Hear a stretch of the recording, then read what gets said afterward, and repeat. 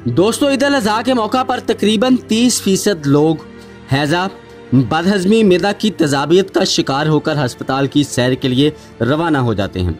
अगर आप इस सैर से बचना चाहते हैं तो 72 खजीना सेहत की जानिब से बड़ी ईद का बड़ा तोहफा कबूल करें, क्योंकि इस वीडियो में आपको बकरा ईद पर होने वाली बेएहतियाती से बचाओ, गोश्त को जल्द हजम करने का तरीका और ऐसी आदत के बारे में बताएंगे जो अमराज़े मैदा की सबसे बड़ी वजह है। तो वीडियो आखिर तक जरूर देखें, क्योंकि इस वीडियो को मुकम्मल देखने के बाद आप हरगिज बदहज़मी और हैज़ा का शिकार होकर अस्पताल की सैर को नहीं जाएंगे। साथ ही साथ दोस्तों, चैनल को सब्सक्राइब करें ताकि ज़िंदगी के सेहतमंद मेयार को बेहतर बनाने के लिए हमारी वीडियोज़ आप तक पहुँचती रहें।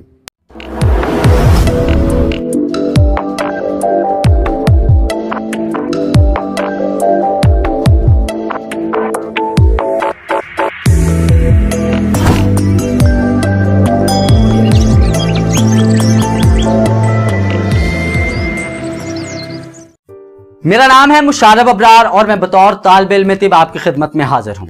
ईद उल अज़हा पर मजहबी फरीज़ा अंजाम देने के बाद ईद की खुशियों को बहुत एहतमाम से मनाया जाता है। गोश्त तकसीम किया जाता है और हर घर में तरह तरह के पकवान पकाए जाते हैं। बेशक गोश्त जिस्म को ताकत बख्शता है, खून पैदा करता है और इंसान की सेहत का जामिन भी है, लेकिन गोश्त का ज़्यादा इस्तेमाल मुद्रे सेहत भी है। इसलिए ईद पर गोश्त खाएं, लेकिन एतदाल के साथ। बसूरत दीगर ज़्यादा गोश्त खाना आपको अस्पताल का रास्ता दिखा सकता है। इसलिए दोस्तों, तिबी माहिरीन एक दिन में 250 ग्राम यानी कि 1 पाव से ज़्यादा सुर्ख गोश्त खाने से मना करते हैं और मशवरा देते हैं कि गोश्त के साथ सलाद, दही और लीमू ज़रूर इस्तेमाल करें। दोस्तों, कुर्बानी के फ़ौरन बाद गोश्त का हरगिज़ इस्तेमाल ना करें, बल्कि इसे तकरीबन 1 से 2 घंटे के लिए खुली हवा में छोड़ दें ताकि गोश्त का टेम्परेचर नॉर्मलाइज हो सके। इसके अलावा दोस्तों, इसे अच्छी तरह से भूनकर, अच्छी तरह से पकाकर, अच्छी तरह से गलाकर इस्तेमाल करें। इसके अलावा कोशिश करें कि ज़्यादा मसालेदार खाने ना खाएं। ईद के मौका पर हर कोई चूँकि बकरे, गाय के गोश्त से बनी मिर्च मसालेदार कढ़ाई, टिक्के और कबाब पर खूब हाथ साफ करना चाहता है, मगर तिब्बे माहिरीन इसे सेहत के लिए नुकसानदेह करार देते हैं। डॉक्टरों के मुताबिक गोश्त के ज़्यादा इस्तेमाल से पेट की बीमारियों के अलावा यूरिक एसिड और जोड़ों के दर्द का मसला भी हो सकता है। माहिर ग़िज़ाइयात डॉक्टर मोमल आसफ कहती हैं कि ईद उल अज़हा पर दीगर बीमारियों के साथ साथ वज़न बढ़ने का शदीद ख़तरा भी हो सकता है। दिन में 3 वक्त गोश्त खाने से परहेज़ करें।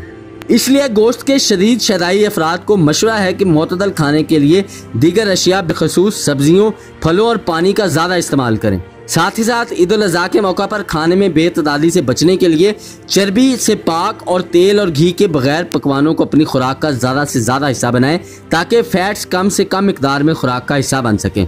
इसके अलावा दोस्तों, गोश्त की सफाई का खास ख्याल रखें, क्योंकि ज़्यादातर लोग गोश्त की सफाई ना होने की वजह से ईद के मौका पर निज़ाम का शिकार होकर अस्पताल की सैर को रवाना हो जाते हैं।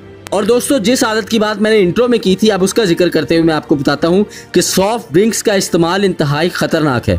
माहिरीन सेहत के मुताबिक गोश्त के पकवानों के साथ सॉफ्ट ड्रिंक का इस्तेमाल निज़ाम को बेहतर करने की बजाय मजीद पेचीदा बनाता है और इनमें मौजूद कार्बोहाइड्रेट्स इंसानी जिस्म के लिए नुकसान का बायस बनते हैं। माहिरीन ग़िज़ाइयात डॉक्टर मोमल आसफ तो खाने के बाद सॉफ्ट ड्रिंक्स का इस्तेमाल जिंदगी के लिए खतरा करार देती हैं। इनके मुताबिक खाना खाने के 20 मिनट तक पानी पीने से भी गुरेज करना चाहिए। इसके अलावा दोस्तों, ईद उल अज़हा के मौका पर तेज़ाबी मशरूबात के बजाय सब्ज़ चाय का इस्तेमाल करना चाहिए, क्योंकि ये सेहत के लिए इंतहाई मुफीद है। सब्ज़ चाय खाना हजम करने में भी मदद देती है। इसलिए ख़ास तौर पर ईद उल अज़हा के मौका पर दिन में 2 से 3 मरतबा सब्ज़ चाय का इस्तेमाल ज़रूर करें, या कम से कम खाने के बाद सब्ज़ चाय की 1 प्याली ज़रूर पिएँ। इस हवाले से दोस्तों, मैं एक वीडियो ऑलरेडी बना चुका हूँ जिसमें मैंने अमृत धारा का 1 कतरा इस्तेमाल करने का आपको बताया था, जिसकी वजह से आप बदहज़मी, हैज़ा और इन तमाम अमराज से महफूज रह सकते हैं। और अमृत धारा का हर कतरा 100 अमराज से शिफा किस तरह से रखता है, इन तमाम मालूमात को जानने के लिए मैं वीडियो का लिंक आई बटन में दे दूंगा। इस वीडियो के बाद आप इस वीडियो को ज़रूर दोस्तों वॉच करें, चूँकि वो वीडियो आपके लिए इंतहाई यूज़फुल हो सकती है, बिलखसूस ईद के दिनों में। और दोस्तों, बात की जाए एहतियात की, तो एहतियात यकीनन इलाज से बेहतर है। इसलिए कुर्बानी वाला गोश्त आहिस्ता आहिस्ता खूब चबाकर आराम से खाएं। इसके अलावा गोश्त का इस्तेमाल करने का दौरानिया कम से कम 4 घंटे के वक्फे पे मुहित लाजमी होना चाहिए। यानी दोस्तों, आपने खाना खाने के लिए कम से कम 4 से 5 घंटे का गैप जो है वो ज़रूर डालना है, क्योंकि दोस्तों, त्योहारों के मौका पर बेकायदगी बरतने की आदत अरूज पर होती है। जबकि ईद उल अज़हा पर बतौर ख़ास खाना वक्त पर नहीं खाया जाता है, जिसकी वजह से गोश्त देर से हजम होता है। वक्त बे वक्त खाने से निज़ाम बिगड़ जाता है और इसके नतीजे में बीमारी नज़दीक आ सकती है। कोशिश करें दोस्तों कि गोश्त खाने के साथ साथ फलों और सब्जियों का इस्तेमाल ज़रूर करें, रायते का इस्तेमाल ज़रूर करें, सलाद का इस्तेमाल ज़रूर करें, क्योंकि ईद उल अज़हा के मौका पर गोश्त खोरी से हाथ रोकना तो दुश्वार है, तो फिर सब खाएं मगर कम मिकदार में, ताकि ईद भरपूर तरीके से मना सकें। तो दोस्तों सेहतमंद अशिया खाएं और सेहतमंद नजर आएं। तो लौट आओ कुदरत की तरफ, जहां सेहत के पुरअफ़ज़ा खजाने आपके मुंतज़िर हैं।